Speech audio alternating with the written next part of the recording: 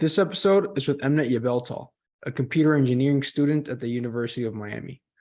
Emnet is involved in numerous things, and among those, he's a venture consultant, and he's also involved with two companies. The first one being a logistics company, and the second one being a company by the name of Guia. And Guia is a mobile app that uses crowdsourced and official crime data to map occurrences so that people can navigate in a way that they feel safe. Guia is an interesting startup idea that was developed by Emnet along with some of his co-founders, and it's really something that I find quite interesting. In this episode, we dive into what encompasses being an entrepreneur and what goes into entrepreneurship in general. We talk about what potentially can be found in a business, how a business is started. We talk about startups, such as the one that he's working on himself. And we talk about the importance of being present in the moment and putting in time towards a project that you want to achieve and that you want to make the most out of, and something that you can keep on working towards in the future, right? But emphasizing how it's important to take it day by day, chip in to this project, to this idea, to this goal that you have one day at a time.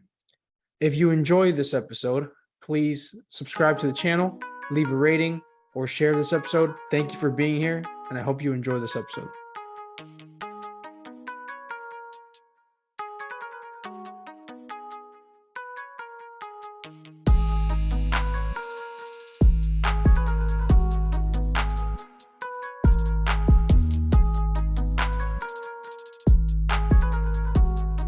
What's up, man?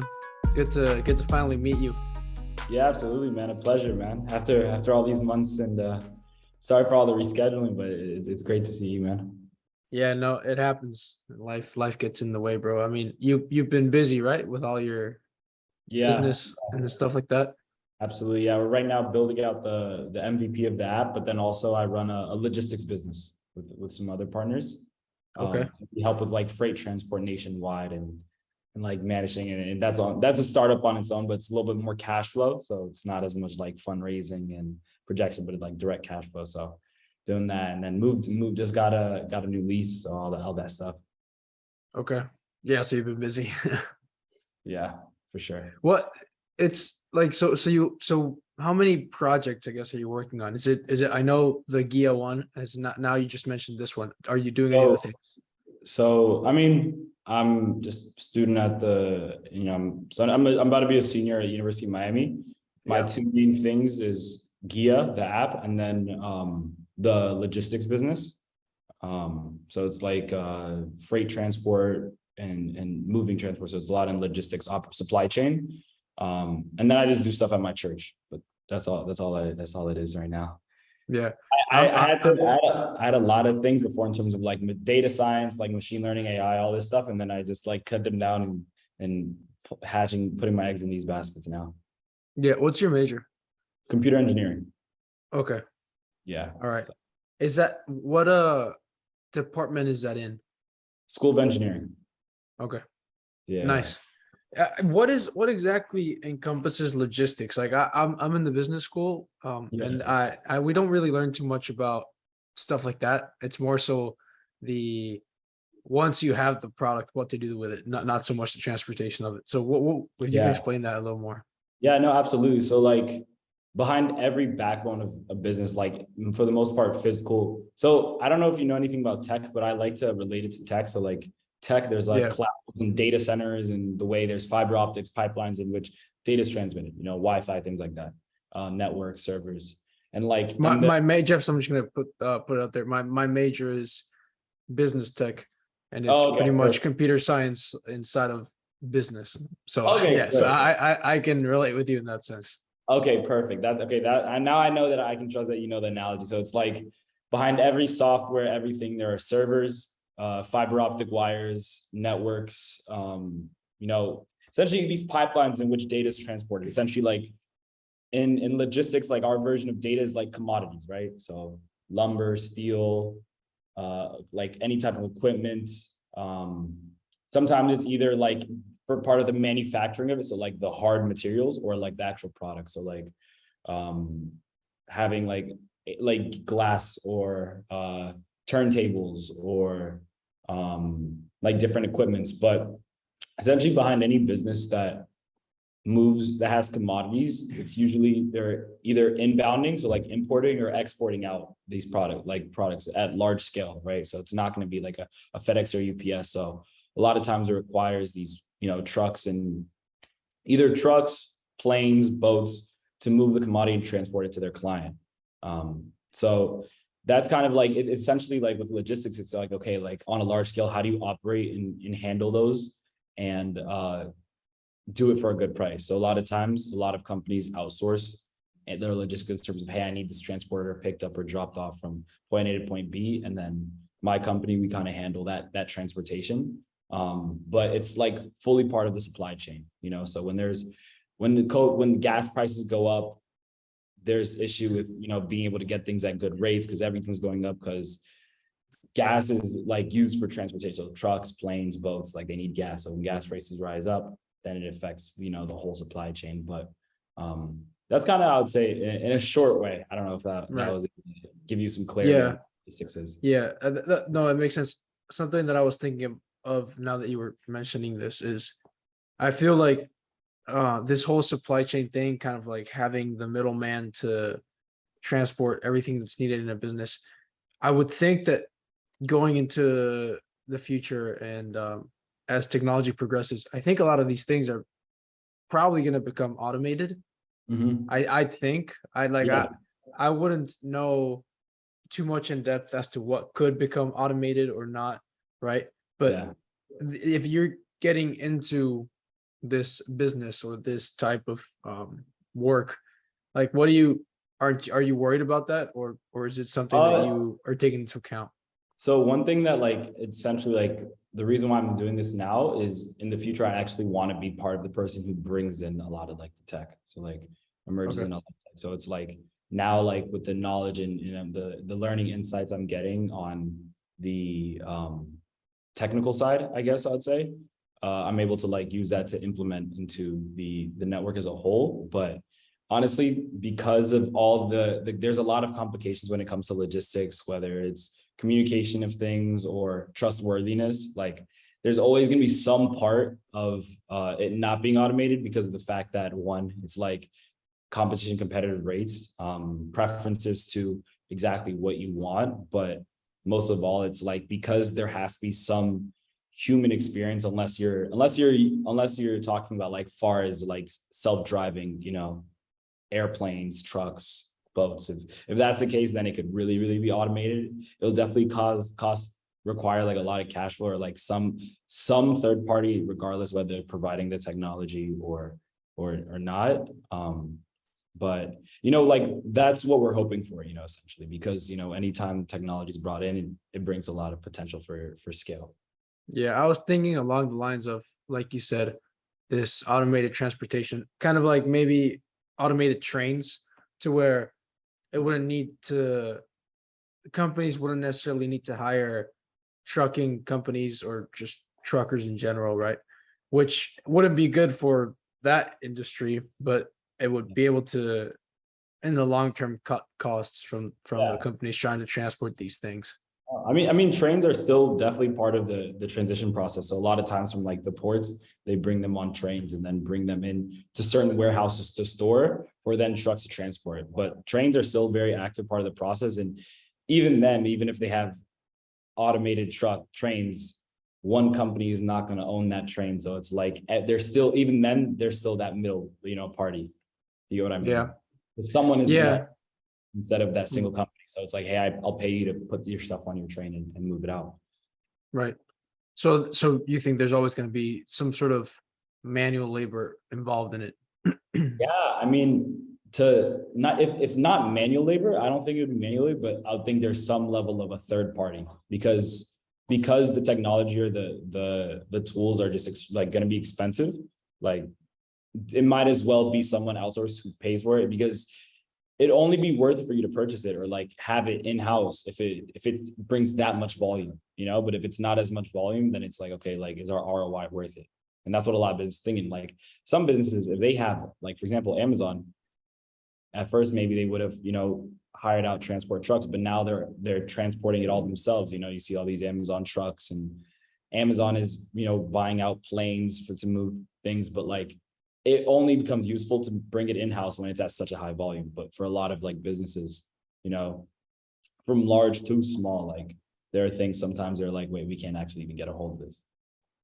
Yeah, that makes sense. And I think although this transition towards automation could at some point be more prominent in logistics and so on, it's probably still pretty far away. And I think I mean, I can see why you would want to look into it. I'm sure there's a lot of money that goes into that side of the business, right? Like that transportation, getting everything, all the supplies needed for sale or whatever, all that. There's a lot of money that is within that, so it makes sense. Going into your senior year now, and then once you're done, do you want to continue doing these things, or do you want to try to maybe work somewhere else, get some experience, or like what are you thinking? Yeah, I mean, honestly, at this point, I really made it my intention. I worked at an internship last summer. It was amazing. It was at IBM. I was doing data science stuff.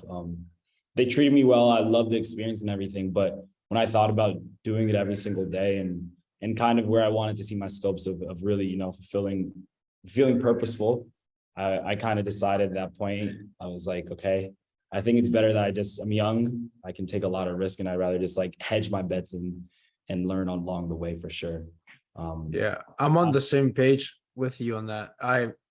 I'm graduating in December, and I'll be starting to look for a job. I wanted to go to grad school. I wasn't sure what exactly I wanted to go to grad school for. But it seems like in the process of me trying to figure out what that thing is, I'm just going to go work, right? But I would like to, and I've looked into starting my own thing, just because having that flexibility of not only doing or focusing on something that you enjoy more, but like not having to respond to someone else and do things the way they want to do things, right? Having just carrying out things the way you want to do them with your schedule, with your kind of work process and so on. It's just so much better. But it's hard. Like I was trying to not only to think of good ideas to try to implement, but kind of what's the guideline to follow and how do you do it? I'm not sure. Like now that you've started, these or are involved in these two things, like what's the process of entrepreneurship? Like where do you begin, and like where do you go? Because I feel like it's really complicated. Yeah. So that's a really good question, right? Like, I've probably tried, I told myself this is kind of how I wanted to go with things since like the last 4 or 5 years now. And I don't know how many projects I've done and failed and bombed, and some went well, decent. But I think the biggest thing that I learned most importantly is to fail hard and fail fast, meaning like try something. And a lot of times we might overthink, but sometimes in that, like not making a decision is sometimes worse than making like any decision. So even if it's a bad decision, you're killing both chances. So like with any of my projects, it's not necessarily even about you succeeding in the project, but it's you learning something along the way. Where right now I'm in situations where I have to make certain decisions for the company, and it's not more so about how to execute on, but that single decision I've already visited in the past. So now, and I'm coming to this and I'm like, wait, I've seen this before. So even through this purpose and choosing this over and working for myself and building out this company or these companies along with my partners, I think it's more so the wisdom you come along the way, where because you're being faced with every single problem, even if you're not skilled at it, you almost make it a habit of being able to figure out some solution or resolution. And even going from tech and because I'm in logistics, I'm having to learn sales now, where I'm able to combine a lot of these skills and attributes. But that was only came and any of this was able to come, and it looks like it's just something cool and all, but we're still running up. But I think the biggest thing that came about from it was just failing and asking, okay, what could I have done better and learn from, and keep on going and do it as fast as early as possible. Yeah. Take Guia, for example, right? With the app you're developing with your other co-founders. When you first thought of the idea, you were like, okay, I want to do this. This is something that we want to kind of look into. What steps do you take then? Because I'm, like I said, whenever I try to think of something and I'm like, oh, maybe this would be a cool thing to try out, or an idea to explore, I'm not sure what steps to take. Like, how do I even start? What do I do? Like, what was your process in that sense? Like, what were your first steps, and then from there on, like, where did you go? 100%. So I think, but behind every motive of action, there's a purpose, right? And when it comes to ventures, business, or anything, you want to understand, okay, why am I doing this? And when it comes to business or serving other people's needs, you're coming to breaking down a problem, right? And that's the reason why you're acting out to help anybody. It's like, okay, I'm going to do this because this is the issue. So when it first came to Guia, I really had to think about, okay, what is the problem we're actually trying to solve? And is it something a lot of people are having? Is this an issue? So with Guia, it came to people feeling safe while walking through cities, and making sure that people are aware of their environment and know what's going on in their city, and being more interconnected with their city. And then, so I start off with that and really break down that why, because in the why, you're able to, even sometimes it might seem like you want to do some grandiose solution, but sometimes it might just be so simple that because of the convenience of, modern technology, or the convenience of like the economy, certain situations, you're able to just, develop a solution that's easily accessible for everyone. But initially, I start off with the problem and really break down why is that a problem? What are the sources of the problem? So if you're going to even say like, people feeling unsafe while walking through cities, like the core of the problem is fear, fear in places they feel like should be places they can walk. And as you go down deeper, you think, okay, this is the real problem. And it comes to a little bit of a self-awareness, or like almost a therapy session with your idea. You then go into brainstorming, talking to people, getting feedback, going through different perspectives. And a lot of times I feel because of our experiences, everyone has their own perspective on something. So that's why whenever it comes to an idea or such, try to get as many ideas or thoughts from people as possible, where because of my life experiences, there might be some things that I don't notice that you can notice, and vice versa. So when you're able to get that feedback, I understand you get a new lens that you're able to approach it from, all coming together as like the core of being a problem. Like that's what's so great about people having teams, which is why I'm a big proponent of like having co-founders, is because a lot of times they might have an idea or something you could think of that you wouldn't have. So like, and then on top of that, they're able to keep you motivated, keep you accountable. So from there, I go and break down the problem, then really try to think about getting feedback and really get a full roundabout idea of this. And then next thing is the solution. And you think about what are current solutions to similar problems, what's currently existing out there, what are alternatives. And think about a solution that can be sustained. Like I've been really focused on this idea of sustainability. So it's almost like a smarter way, I would say, of like resiliency. And I don't know if this definition, but this is how I'm going with the idea of like sustainability. But I think a big issue with the idea of having something resilient is that it lacks the adapt to change. So if you think about really, really strong buildings, hurricane-proof buildings, and like just buildings that will stand a nuke. The issue is with modern advances of technology and modern growth and needs and demands of the community or environment around it, it has no adaptability change because it's so hard set. But I think what's so great about building a solution is you want to build something that can stand not only for the current problems, but also adapt to be stable, to be extended and modularized, to in the end serve the needs of people. Where if a city, for Guia, if a city looks different now, in 10, 20, 30, 40, 50 years, can Guia still serve the needs? How are people moving? Cities, we're trying to think of cities. We know that cities are becoming more existent, more prominent, more compact, and it's less proponent of driving, but a lot more just walking. So that's kind of where we're thinking of, okay, this is how we really want to be part of that main front of people even walking. So I think that those are kind of like the first initial steps, and then you kind of go solution and really breaking down all the variables that come in play. It's really a lot of times brainstorming session, and then try it. And then if you want, pivot. And then you execute, you pivot. And the idea will never be like, especially early on, the idea parts of the idea change almost every single week. Where as you're growing and you're moving, what the first iteration of what Guia was week one was completely different from what it is now, even to the colors and to the aesthetic, to the brand as a whole. But all it comes down is to very early on, I would say it's much less about decision, more about the action. But then as business start to scale, especially right now with the logistics business, where we're now running a lot of cash flow, and working with big companies now.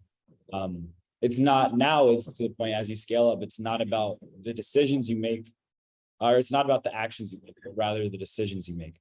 Where sometimes if it takes some time to make a decision, it's like, all right, let's all sit down and see what executive decision we're going to make about this. Because you're looking at a much more long-term scale, with companies and other people accounting on you, you're thinking that decision is going to be something that is standing long-term. But early on, it's things that you just can act, shoot, just don't get caught up in the right. So you come up with this idea, right, for making the streets safer for walking, and kind of start to create a business plan and develop the idea with your teammates, your co-founders. At that point, so at this point, probably you've realized that it's going to be an app or something like that, right? Maybe I would think that with your computer engineering background, I'm sure you're proficient with coding and so on. Do you then yourself go on to start coding the app, or kind of what comes next? Like what steps do you start to take? What actions do you start to take now that you've already established your idea? Yeah, so I would say once the idea solidifies, I think it goes into now, okay, how are we going to execute this? Like, we have this plan, but like, how is this actually going to happen? Because most times it's a combination of the idea and the execution. If you have a bad execution, you can't really get things right. So for me, at least in terms of Guia, right now we're in the process of developing out the MVP. So we're like, me and my co-founders are like, all right, we don't want to take funding right now just because we don't want things to dilute. And, we want to be able to see, okay, what's the actual potential and toss it out into the world. But we're like, okay, we've never built a mobile app before. I've built other stuff with other coding languages, but now it's time to build a mobile app. So we kind of all just, and made sure we got all the softwares and systems instructed on our thing. Then we scaled out and branched out and began to just working on the mobile app, where I'm writing code, probably Googling every 10 seconds how something's built. But now, I have a pretty solid, MVP, I would say right now, and we're in the process of getting the kinks and the bugs out. But I think what's really great is to either have some type of expert or mentor that you can just ask for advice in these type of things. Right now, the reason why also it's really nice that it's something technical is because of my technical background. I understand what questions to ask or what questions I need to figure out, and I tell my team this all the time. It's not the things you don't know that will kill you, but it's the things you don't know.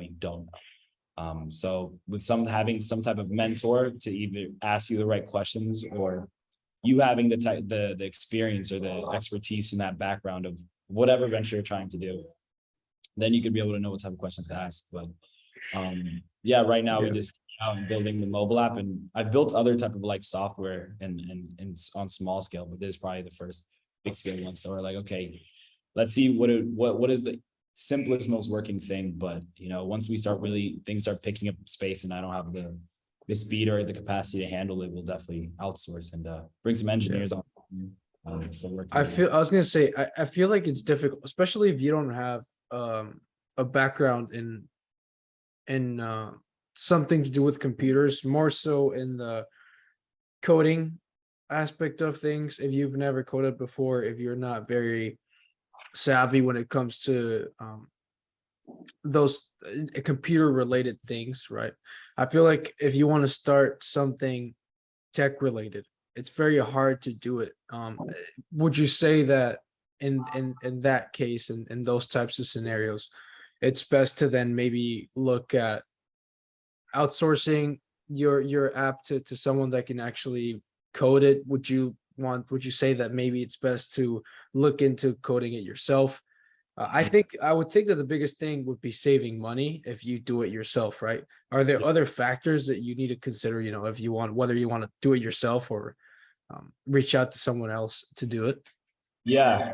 So one thing I would say that's really something I think about in these situations, because I have a lot of people asking these questions, especially other business students or other people who are working on business or ventures, but they have no idea anything about software technology. So there's always like pros and cons to everything. So when it comes to learning how to code yourself, one issue with that is sometimes it might take away from the work you actually could be doing, and it becomes a lot slower and just essentially like cuts off so much of the workflow because you're busy writing this code that you have no experience, that people take years to learn. And then there's the other side of outsourcing where, outsourcing, great. It is very, very expensive. That costs a lot of money. But also an issue is these people a lot of times don't really have, unless they're great quality, software development companies, they don't have as much vested interest as you, because, they're getting a paycheck regardless of whether the venture is successful or not. When it comes to that, I say my solution actually is kind of the combination, be able to have the time necessary, but also save your money. Is a lot of times in this case, people bring on technical founders. So they come to somebody and say, hey, I have this idea. And that's where you really have to be able to convince someone of the vision of your app, where they're about to, be on this venture with you. And it's like, okay, they're going to get, a lump sum of the equity. But the question is, they're going to be responsible for all the technical things, but it's really, you're going to have to turn into a salesperson and be like, okay, how can you sell this guy this vision that you have, that you've conjured up? And can you get him on your team?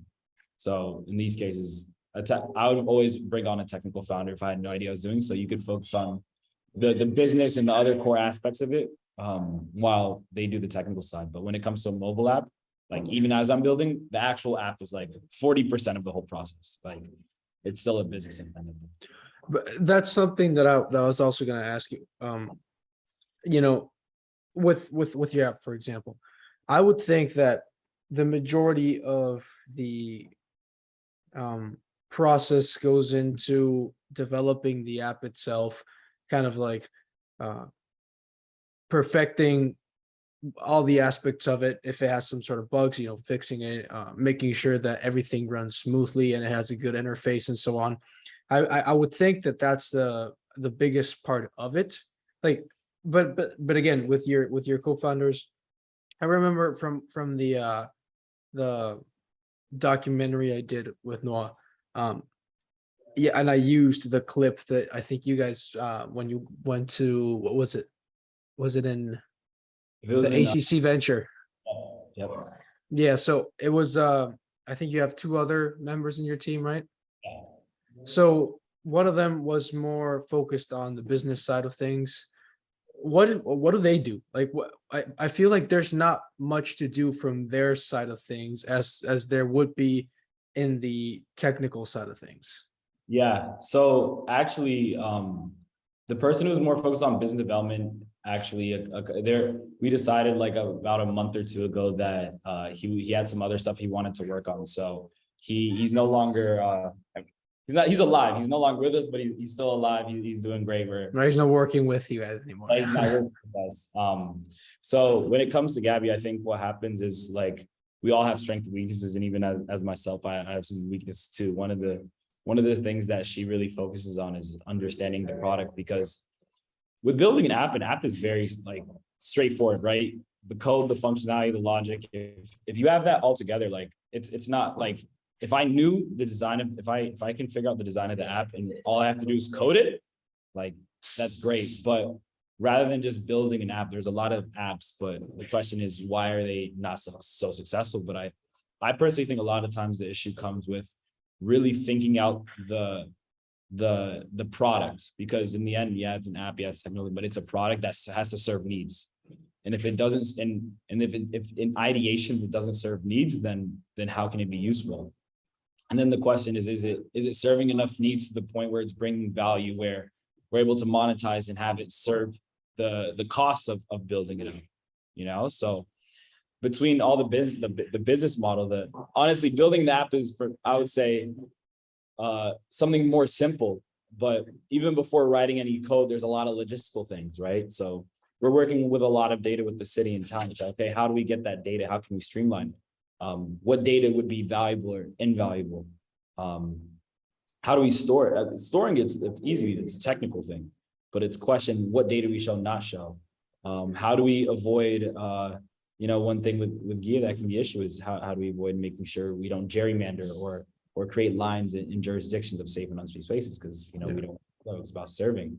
But it's all these questions that you have that you need answered that aren't technical at all, or how to captivate the user, how to what aesthetic would be most valuable to the user, in what situation would they use it best. And essentially all these come down and it's beyond the technical, but it's thinking about the user and then also the business side of it in terms of fundraising, how much things are going to cost, how to get the best price, or how much % of our resources are we going to allocate to this versus this. And then there's the technology side. So it's like, it's almost, it's this trifecta of really focusing on the user. Like one big thing I even had as like my lock screen for months is write code and talk to users, where I'm writing code, but maybe talking to users to see, okay, would they receive this? How would they take it? Because you don't want to go so deep down the line and not hear a word from the users where you build something that they didn't even really want or isn't really valuable to them.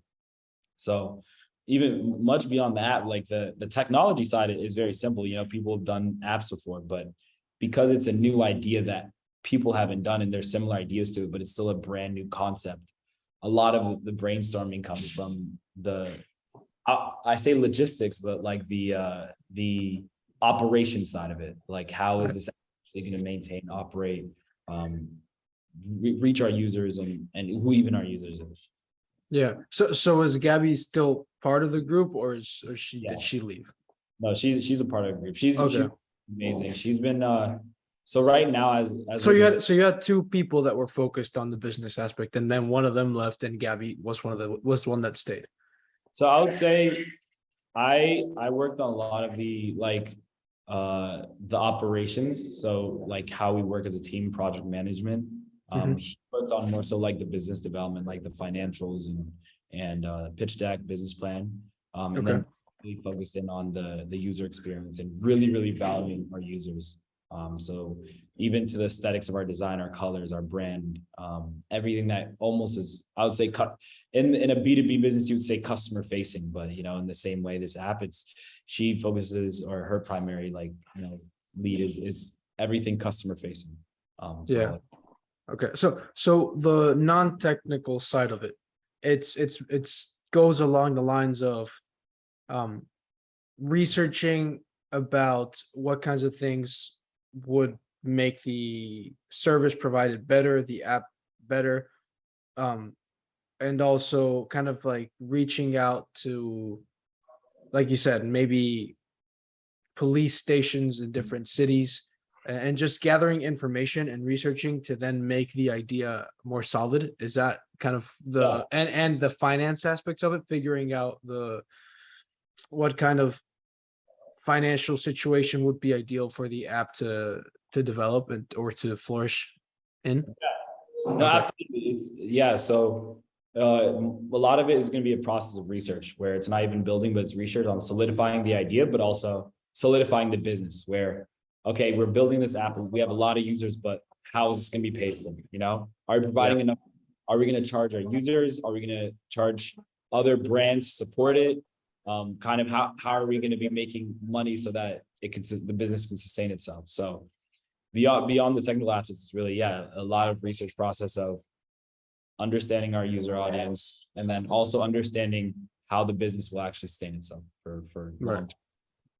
So something else that you mentioned that I'm curious about is when it comes to fundraising, because I would think that or as I've well, from what I know about your app and so on, I wouldn't think that you necessarily need funding for something in particular. I'm not sure, right? I'm sure you can elaborate on this, but um, from the idea that I have is you're or that I'm aware of is with your app, it's people log into this app and they're able to tell which areas of the city are safer to walk in. And I think I remember that in the presentation, there was a mention of how there's real time like data reporting, stuff like that, so that people are aware of, again, where it's safe to walk in the city, right? So why would you need funding from the outside if kind of you're doing it all by yourself? And if you do need funding, where does that come from? Yeah, no, absolutely. So when it comes to the app and the business as a whole, there's like the app can be released, and I could put something together for probably absolutely free, but I think it really goes down to one, like there are certain things that especially we're gonna have to outsource work out. So either hire in or hire in, or like have an outsourced company. Preferably I'd rather hire in and bring them on the team. But there are things when it comes to how we can build a great app, but how can we get it to its users? So really thinking about how can we, hiring out or using funds to focus on sales and marketing, where they're focusing on how to reach our user audience, where to be able to captivate them, what wording and styling are using for the different promotions to download the app.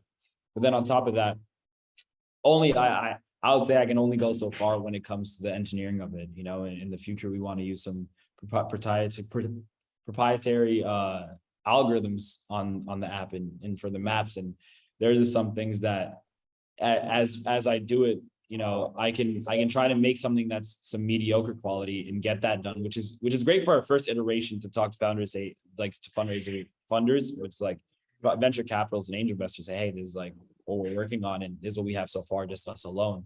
But especially for this type of app, so I can really focus more so on the long scope of the business and what we're projecting for long term.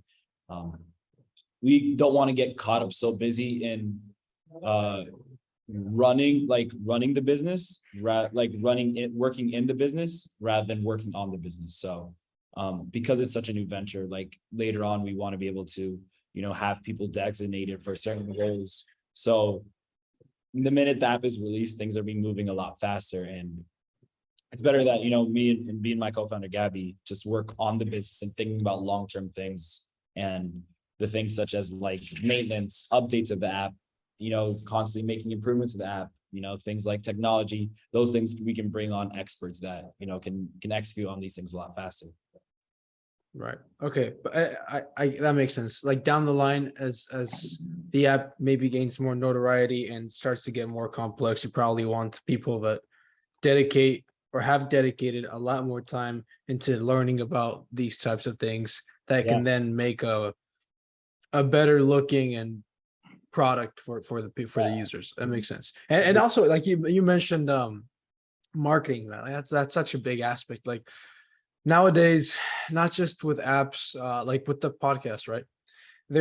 Or with YouTube channels, there's so much competition. There's so many people that kind of see this idea of, hey, I want to have a company. I want to make a bunch of money and just work by myself. And they'll give it a shot or make a YouTube channel because they see these YouTubers with millions and millions of followers and they're have a big platform and they make a lot of money. And they're like, you know what? I want to be like this guy or like this girl. I want to try this out. But then when they actually start doing it, and it's happened to me before, and I've noticed that as I've tried different things, is there's this perception that it's going to be a lot easier to grow and to gain an audience and to reach more people. Like you think it's a lot easier than it actually is, right? It takes years and years and years. It takes a lot of it takes like luck and you having a good good product, good service, something that you're providing value to others. It's not just about, you can have something that's really, really good, but just because you have something that's extraordinary, like it doesn't mean that in typically that in like the first month or 2 months or 3 months or maybe even year, right, you're going to see any growth or more sales in this thing that you're providing. I think there's this misconception of how really truly like how difficult it is to grow, and marketing. I think it's such a big important part of it, and especially once you have like a solidified product or service that you're providing, at that point then you can really start to look into those kinds of things. So now that you mention it, I mean, yeah, I guess marketing would probably be a big investment that you want to do, and to be able to do that, I mean, Yeah, typically if you want to promote it in big places or notorious, like through notorious avenues, whether it be other like um big companies that promote it, or again maybe some type of influencer or anything, it costs a lot of money. So that makes sense. yeah. Now, Even on top of that, I wanted to even mention, like, with this app, you're gonna have. I'm learning how to be a crime expert, or know how maps work on a very detailed level, or right. how route planning is done. And these are all things like expert things that essentially, for now, since we're bootstrapping it, I'm putting on every hat, from accountant to financial analyst to business development guy to engineer to like GIS analyst, so it's like all these hats are being put on. But the more I can focus on really like growth and sustaining, then we can really keep pushing. Yeah. Well, once you've developed your solidified service, your solidified app, and you're kind of ready to go, you're like, okay, this is what I want to put out there. Where do you plan on going for fundraising? Who do you plan on reaching out to? Yeah, so I mean, it's such an interesting process, and slowly I've been able to get feedback even from the last couple of months. Just by holding relationships with people, and kind of seeing where that's going. One thing that's really great about being in Miami, there's a large tech startup network where I can connect, meet with people, learn from them, and even if there isn't any fundraising, I get something I can learn, go back to the drawing board, and continue to build and modify the app. And that's what we've done for the last couple of months. But traditionally with a lot of tech startup stuff, it's going to be definitely going to different angel investors to venture capitalists, really looking into companies or investors or funders who are have vested interest in the problem.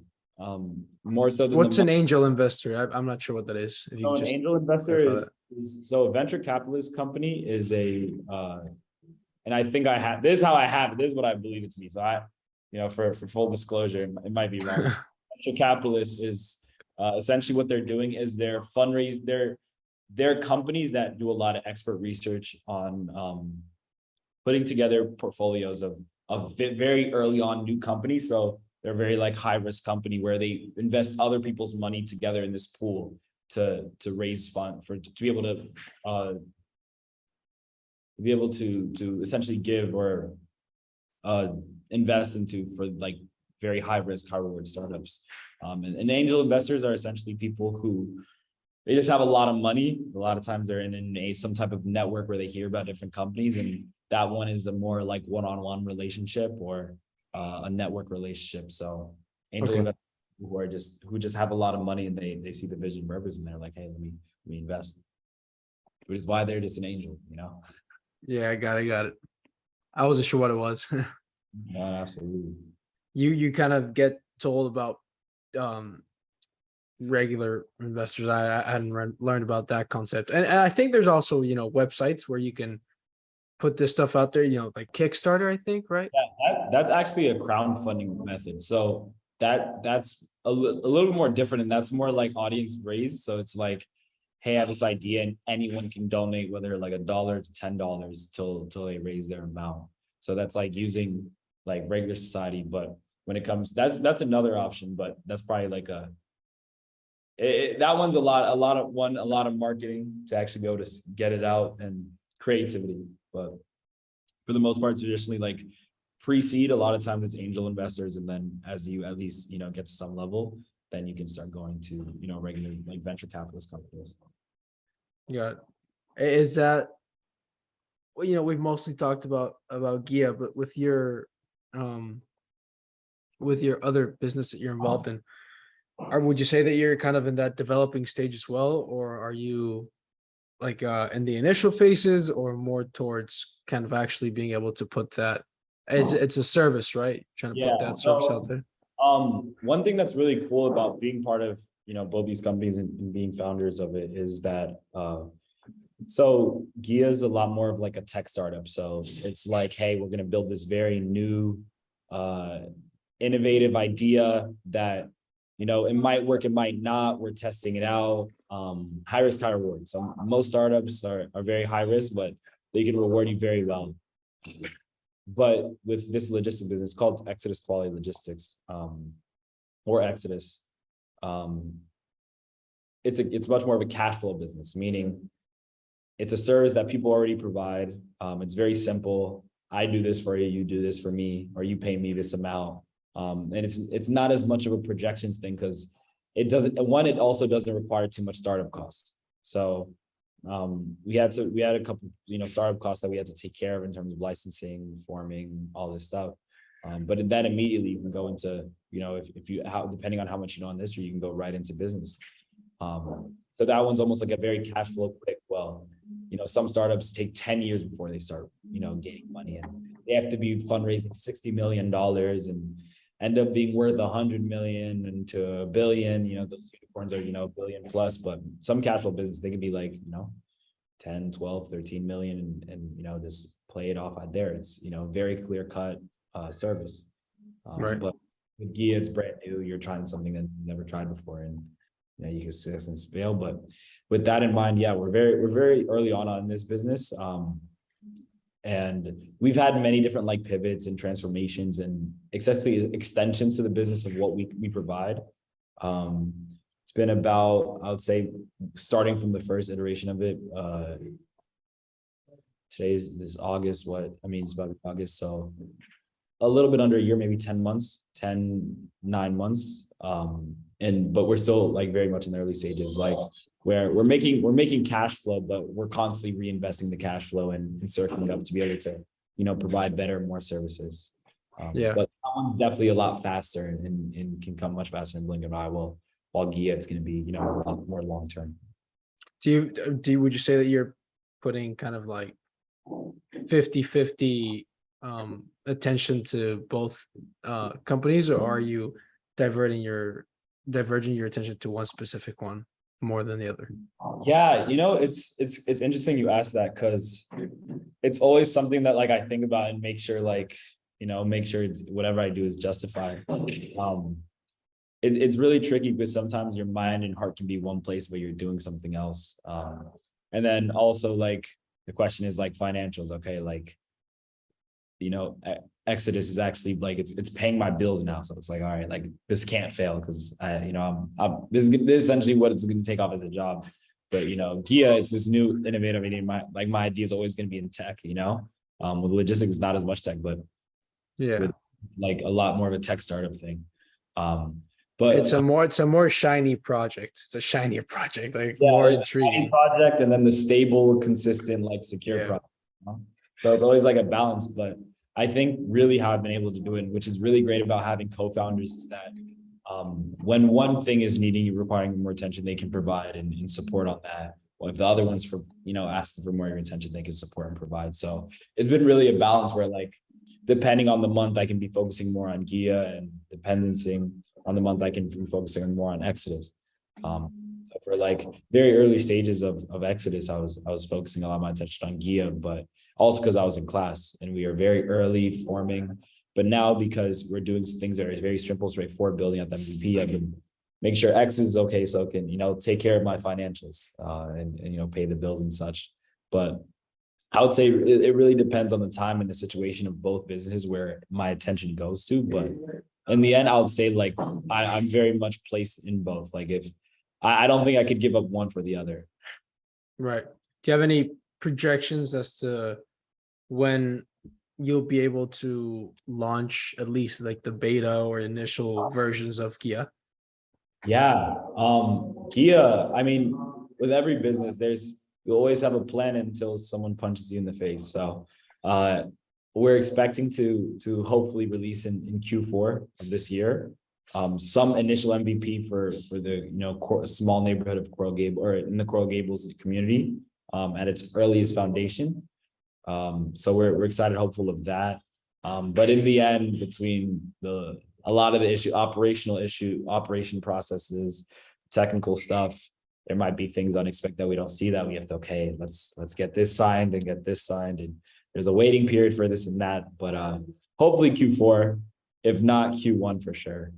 It's also going to be interesting to see how, balancing back to school, because, with the summer, we're able to really just push a lot of things. But once school starts again, we're going to go back into balancing the, two companies and then school as well. And also I'm also doing consulting at the Launchpad as well. So Yeah, it's a balance of things. I'm absolutely. I'm not sure if you knew, but I played football for about 3 years at UM.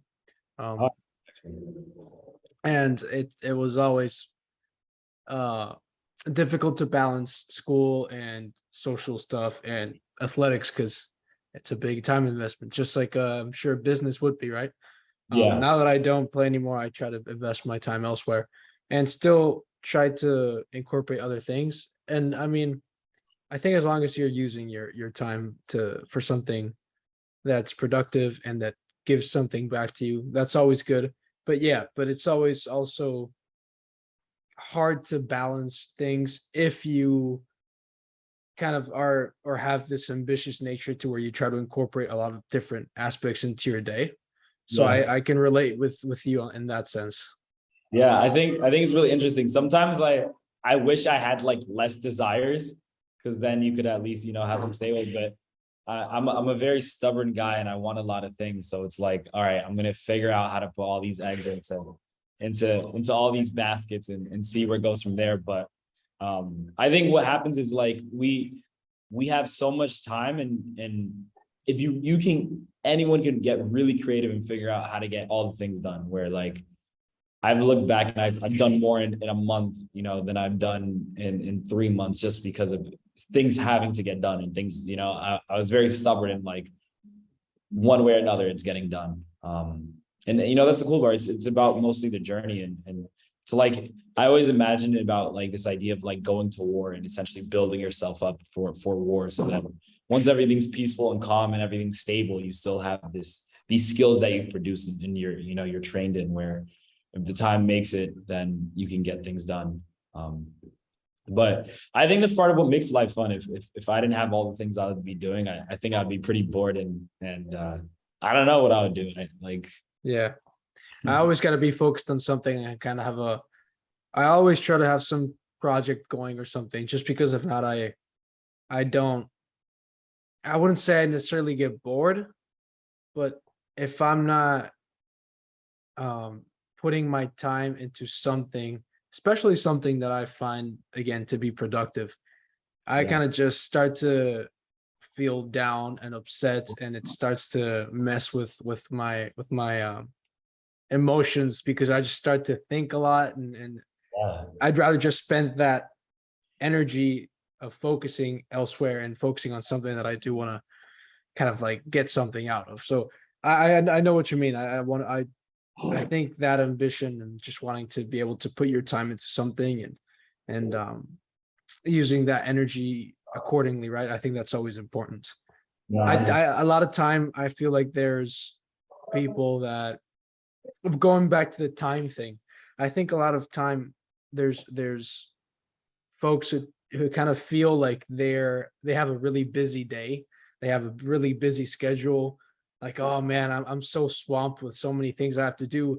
And I would see this in school, right? That these people are complaining, oh, I have a bunch of homework, or I have a test coming up. And for the past years when I did play, I was like, man, I gotta wake up at like 5, 6 in the morning and train until be done with 12 and then go to class, and then I gotta go do my work, and I get it done, and I get it done, and I get good grades. Like, you don't have a really busy day. Yeah, You just have to one thing to take, like, you just have to take care of this one thing. There's a lot of people that have to take care of a lot of other things. I'm not saying like I'm the busiest person either. I'm sure yeah, there are people that are just so their schedule's just so packed, right? But I think that everyone has this idea that their life is just so busy, or a lot of people have this idea that their life is just so busy. But actually, when you start trying to incorporate other things and you need to make time for those other things, you start to, I think, to realize where you can kind of cut certain parts of your day to fit those other things. And then you start to realize, oh, maybe I wasn't as busy before. Now maybe I'm actually a little more busy now. So yeah, I think there's just this wrong idea people have as to where they think that they're just really busy, when in reality there's a lot more time they could be putting into other things and using their time more efficiently, like overall. yeah. No, it's like that's the idea of there's some people like there'll be one person who written took a week to write a paper, but if you gave him an hour, he'd be able to get that same paper done, and completed. Where it's like you really think, okay, this thing I'm taking 30 minutes to, I can break it down to 15, and you should be open and welcome to the failure of it also. Dang, some days you didn't make it or it didn't all fit or cut right, but it's like, all right, how can I learn and essentially work smarter? Yeah. What it does, it expands your capacity to where there's just so much time for everything, and you can find a lot of work and projects to do that you've always wanted to do, and then you feel there's no excuse for it because you're like, I've done this before, I can really go back. But even to what you were saying about like having projects, and if you didn't have projects, would it just be good for your mental health? I think one of the keys to that is if you didn't have these projects, it almost feels like you have a lack of purpose. Like you lack understanding for why this day is existing. Like, what am I going to do today? So that's why, in those times where a lot of times people, their mental health is that strong. It's like, hey, go to the gym because there's a purpose behind it where you're building your body. But I think what it is these projects we have a lot of times really help us understand, the purpose for the day or the purpose for why I'm doing the things I'm doing. And then it really builds up our identity as well and our confidence. Because then if those projects are there, you're asking yourself, why am I waking up today? Like, I don't have anything to do. Like, what is the purpose of it all? That's a great way to put it. That lack of purpose. That's 100% spot on. I think that makes sense because there's been periods where I've been kind of in the transition phase between maybe trying one thing out and trying another thing out, and then that middle period, I'm not sure what I want to do or what I want to try, and I don't have this sense of purpose, and that's when like my mental health isn't the best, and I start to like kind of question like, oh, like what am I doing every day? I'm not doing anything productive. I'm not, or not anything productive, but I'm just not feeling as fulfilled as I would like to feel. And then when you do have that sense of purpose, and that you're working towards something that can, positively reward you in some way, whether it be physical, mental, or just some like work or job. I think that's very important just for, like you said, for overall wellness and mental health. But it's complicated because a lot of times it's hard to find this purpose. I've tried so many different things that I wasn't a big fan of, right?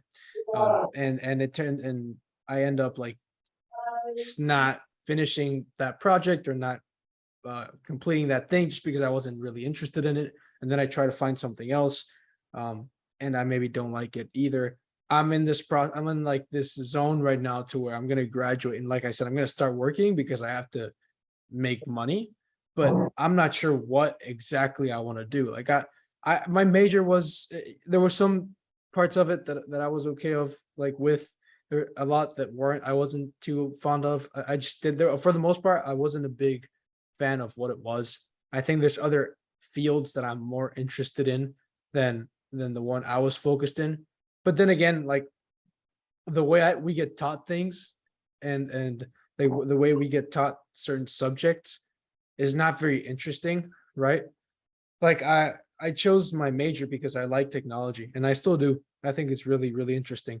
I think that machine learning, artificial intelligence, virtual reality, all this stuff is really cool, and it will definitely be a big part of the future trends and so on, right? But the way we get taught these things, um, the one thing I've done with artificial intelligence in my um throughout my major, I think the one thing I've worked on or looked into in a class was like I think it was Google Assistant or something like that, some sort of virtual assistant. And to be honest, I'm not too interested in that. Like not so much the virtual assistant kind of things, but I'm sure there's other bigger like projects and scopes of artificial intelligence where if I would look into that, I'd be like, oh, that's actually pretty cool. Yeah. So I get finding that sense of purpose. It can be hard, but I think you just got to keep looking for it because that's definitely something that um, helps you feel fulfilled and have good mental health and just be well in general. Yeah, 100%.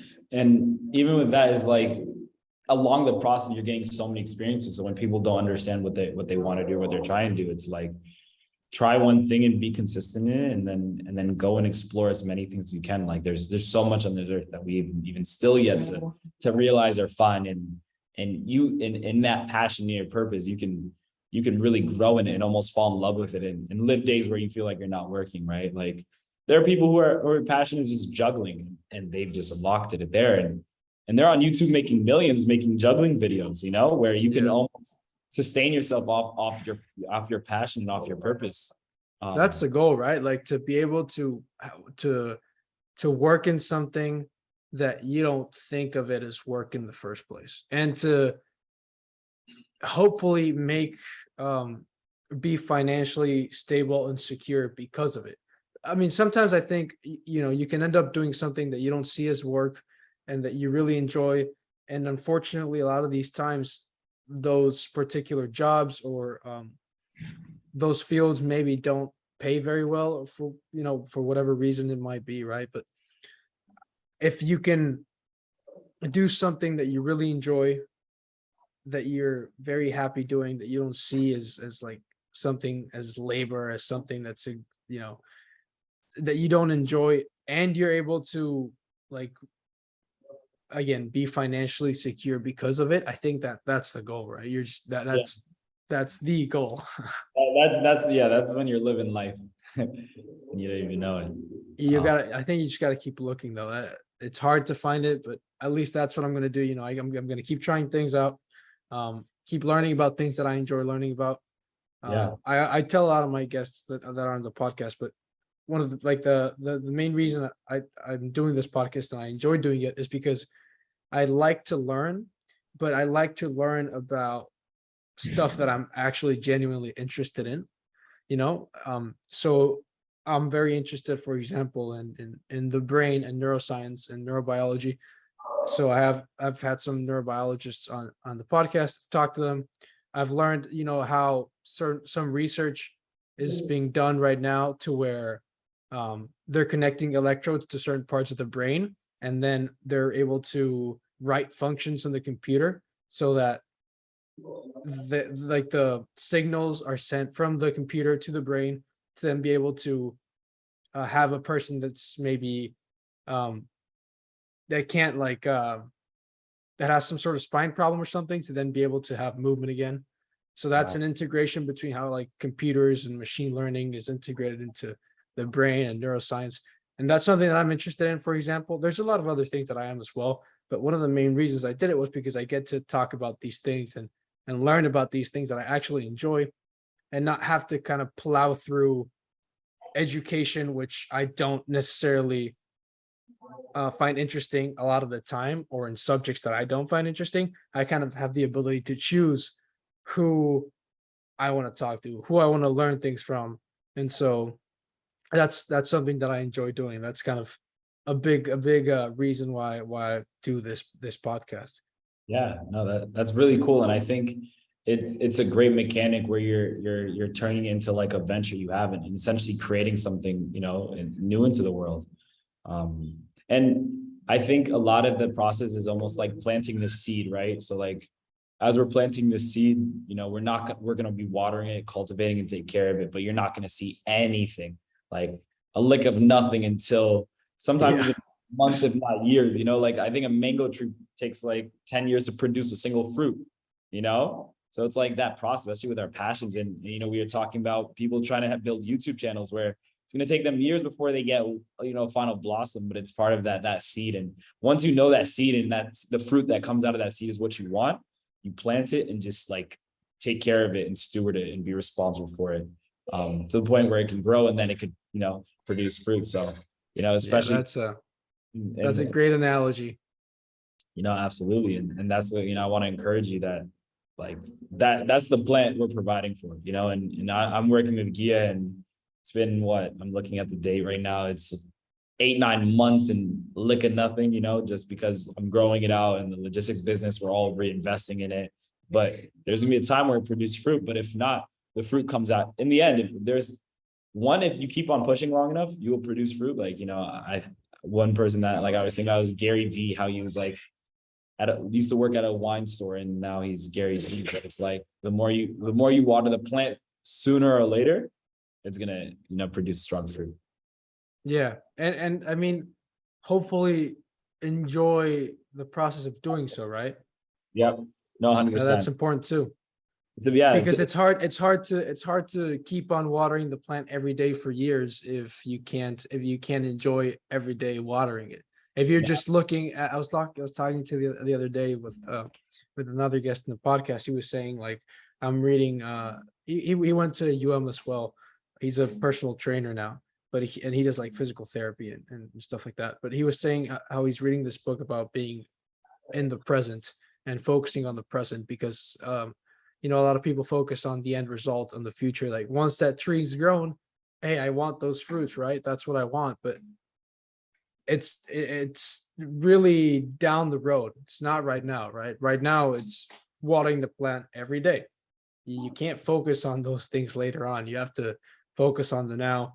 And it's hard to focus on the now if you don't enjoy it. So I guess try to find something that you do enjoy and focus on cultivating it, taking care of it every day, and putting your focus in the present. And then the other things kind of will come later, right? But just focusing on the now and putting your energy on in the present moment. Yeah, no, absolutely. And that's why it has to be your passion, because then you wake up and just for the act of doing it, you love it. So you don't have anything to worry about. And there'll be times of discipline, but in the end, like you said, loving it is what sustains, essentially. Like love doesn't, you forcing it because you love it. Yeah. Absolutely. Well, Emnet, I appreciate your time, man. Is there anywhere where people can kind of look into Guia, or maybe I think it was called Exodus, you said, the other company, where they can look into it? Yeah, so you can actually follow me on Instagram and LinkedIn at Emnet Yebeltal, first name, last name, straight up on Instagram, as well as looking onto LinkedIn. There right now, we're a lot more on the building part, so we haven't really done any outsourced marketing, but check in there and feel free to reach out if you have any interesting thoughts for anyone listening. And if you have any thoughts, questions, how you can support, or hey, if you're at any questions, feel free. All right, I will put the links in the description of the video anyway, so that people can have access to it easier access to it. But yeah, again, I appreciate your time. I know you've been really busy, but I'm sure you will continue to get through these things, and I was gonna say grind them out, but it's not even a grind because you actually enjoy it.